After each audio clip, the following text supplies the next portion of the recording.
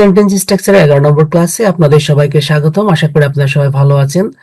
আমি আমার এই চ্যানেলে সেন্টেন্স স্ট্রাকচারের মোট 11টি ক্লাস দিয়েছি। আমি আশা করছি আপনারা যদি 11টি ক্লাস সঠিকভাবে দেখেন এবং ফলো করেন তাহলে আপনারা আপনাদের ইংরেজির ভীতি কাটিয়ে সেন্টেন্স মেকিং করতে পারবেন এবং এই সেন্টেন্স মেকিং করে আপনারা ফ্লুয়েন্টলি স্পিকিং এবং স্পন্টেনিয়াসলি রাইটিং করতে পারবেন। তো বন্ধুরা, যারা আমার চ্যানেলটি সাবস্ক্রাইব করেনি তা এখনই সাবস্ক্রাইব করে পাশে থাকা বেল আইকনটি প্রেস করে দেন আমার চ্যানেলে নতুন নতুন ভিডিও পাওয়ার জন্য। আর যারা আমার এই ভিডিওগুলো দেখছেন তারা অন্য অন্য বন্ধু বান্ধবীদের সাথে শেয়ার করে দেন, যাতে আপনার সাথে তারাও শিখে তাদের ইংরেজি দক্ষতাকে সমৃদ্ধ করতে পারে। তো বন্ধুরা, কথা না বাড়িয়ে চলে যায় আমাদের মূল ভিডিওতে। আমরা রুল 14 থেকে আলোচনা করব। রুল 14 এর স্ট্রাকচারে আছে হার্ডলি অথবা স্কার্সলি, এরপরে একটা হ্যাড হবে, তারপর একটা সাবজেক্ট হবে, তারপরে পাস্ট পার্টিসিপল ফর্ম হবে, তারপরে হ্যান হবে, তারপর একটা সাবজেক্ট হবে, তারপরে পাস্ট ফর্ম অফ দা ভার্বের পাস্ট ফর্ম হবে।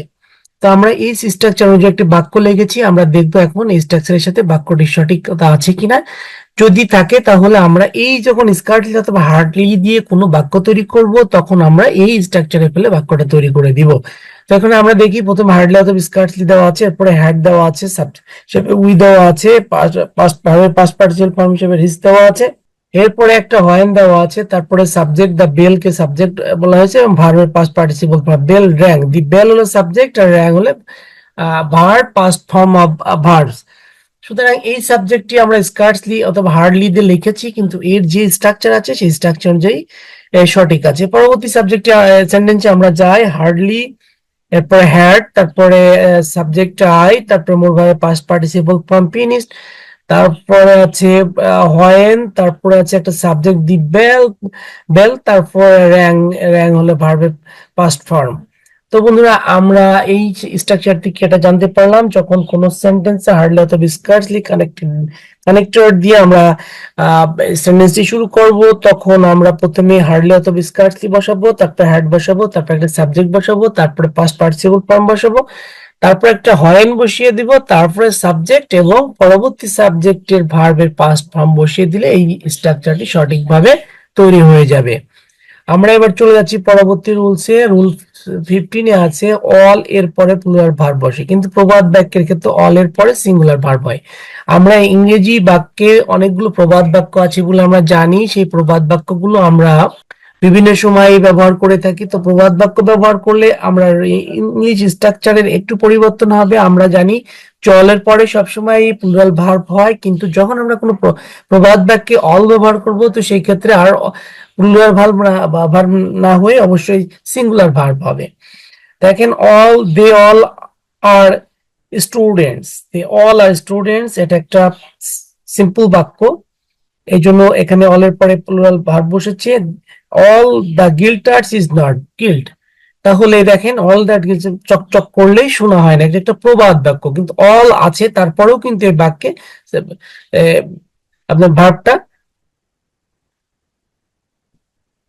অল থাকা সত্ত্বেও এই বাক্যে ভার্বটা সিঙ্গুলার হয়েছে। আর আগের বাক্যে দে অল আর স্টুডেন্টস, এখানে একটা সিম্পল বাক্য, দে অল আর স্টুডেন্টস, তারা যারা সেখানে ছিল প্রত্যেকে স্টুডেন্ট, সেখানে এই কারণে সিম্পল বাক্য হওয়ার কারণে এই অল এর পরে আর বসেছে।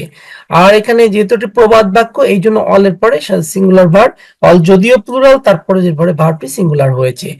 All is oil that's it's oil, এখানে অল যদিও অল এর পরে সাধারণত প্লুরাল ভার্ব বসে, কিন্তু এটা একটি প্রবাদ বাক্য বা প্রভাব হওয়ার কারণে এর পরে অল এর পরে সবসময় সিঙ্গুলার ভার্ব হয়েছে। তো বন্ধুরা, আমরা শিখতে পারলাম এই রুলস থেকে যে যদি কোনো সবসময় অল এর পরে প্লুরাল ভার্ব হয়, কিন্তু কোনো প্রবাদ বাক্যের ক্ষেত্রে অল এর পরে সবসময় সিঙ্গুলার ভার্ব হবে।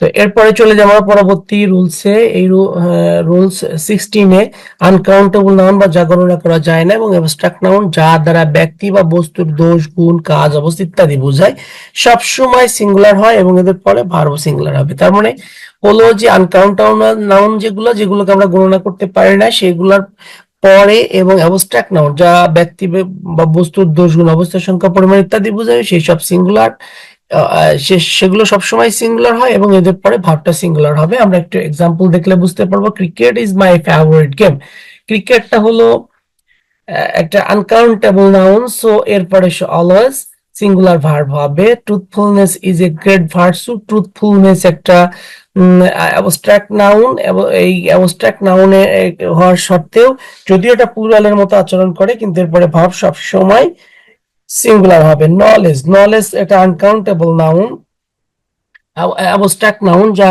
মানুষের দোষ গুণ অবস্থা সংখ্যা পরিমাণ নির্ধারণ করে। তো এরপরে অলওয়েজ সিঙ্গুলার ভার্ব হবে। তো বন্ধুরা আমরা এই স্ট্রাকচার থেকে শিখতে পারলাম যে আনকাউন্টেবল নাউন এবং অ্যাবস্ট্রাক্ট নাউন এই দুইটার পরে অলওয়েজ ভার্বটা সিঙ্গুলার হবে। এখন আনকাউন্টেবল নাউনটা কি? যে নাউন আমরা কোনোভাবে গণনা করে, যেমন সুগার, সল্ট, এই টাইপসের যে নাউন গুলো আছে যেগুলো আমরা গণনা করে শেষ করতে পারবো না, সেগুলো কাউন্টেবল নাউন বলে। আর অ্যাবস্ট্রাক্ট নাউন হলো যে নাউন দ্বারা কোনো ব্যক্তি বস্তুর দোষ গুণ অবস্থা সংখ্যা পরিমাণ ইত্যাদি বোঝায়, সেটা হলো অ্যাবস্ট্রাক্ট নাউন। তো এই দুটো আনকাউন্টেবল নাউন এবং অ্যাবস্ট্রাক্ট নাউনের পরে সবসময় ভার্ব সিঙ্গুলার বসাতে হবে। রুলস 17 এ আছে ম্যানি এ অথবা এন এর পরে ভার্ব ও নাউন ও ভার্ব সিঙ্গুলার হয়, কিন্তু ম্যানি এর পরে নাউন ও ভার্ব উভয় প্লুরাল হবে। যেমন many a rich man lives here, many এর পরে নাউন ও ভার্ব সিঙ্গুলার হয়, কিন্তু ম্যানি এর পরে নাউন ও ভার্ব প্লুরাল হয়। এখন ম্যানি এ আর ম্যানি দুইটা ধরনের সেন্টেন্সে ব্যবহার করা হয়। কোথাও ম্যানি এ অথবা এন ব্যবহার করা হয়, কোথাও শুধু ম্যানি ব্যবহার করা হয়। যখন ম্যানি এ অথবা এন ব্যবহার করা হবে সেখানে ভার্বটা হবে সিঙ্গুলার, আর যেখানে শুধু ইন্ডিভিজুয়াল ম্যানি ব্যবহার করা হবে সেখানে তারপরে ভার্ব হবে প্লুরাল। যদি আমরা এক্সাম্পলে যাই তাহলে আমরা দেখতে পাবো যে আমরা এক্সাম্পলে দেখতে পাবো many a man lives here. তো ম্যানি, এখানে ম্যানি এ আছে, যার কারণে ম্যানি এ থাকার কারণে আমরা এখানে ভার্বটা হবে প্লুরাল ভার্ব। আমরা পড়েছি ম্যানি এ অথবা এন এর পরে ভার্ব সিঙ্গুলার হয়, কিন্তু ম্যানি এর পরে ভার্ব সবসময় প্লুরাল হবে। ম্যানি এর পরে শুধুমাত্র ম্যানি এ আছে, তারপরে এখানে ভার্বটা হবে সিঙ্গুলার ভার্ব। আর ম্যানি এ বয়েজ প্লেইং, এখানে ম্যানি এ আছে যার কারণে এরপরে ভার্বটা ইজটা হয়েছে সিঙ্গুলার ভার্ব। আর many poor man live in town, many এর পরে ভার্ব হবে প্লুরাল। তাহলে এখানে ম্যানি পোর মেন, এই ম্যান আর মেন, মেন হলো সিঙ্গুলার আর মেন হলো প্লুরাল, এখানে ভার্বটা কিন্তু অলরেডি প্লুরাল হয়ে গিয়েছে।